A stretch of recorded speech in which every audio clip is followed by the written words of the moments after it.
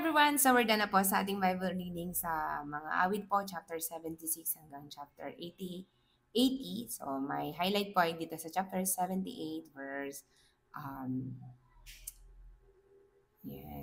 4, sabi niya, sa sarili naming anak, ito'y hindi ililihim, ito'y aming isasaysay sa sunod na lahi namin. Mga gawang tindukoy ay lubang kahanga-hanga, na si Yahweh ang gumanap, mga gawa niyang dakila.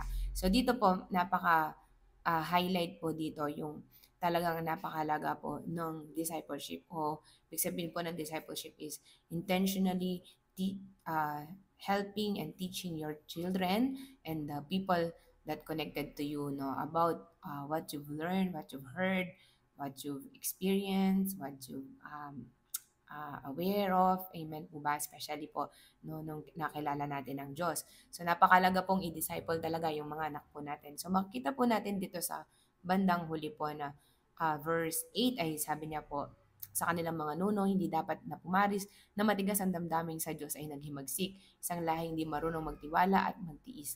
Di ba po?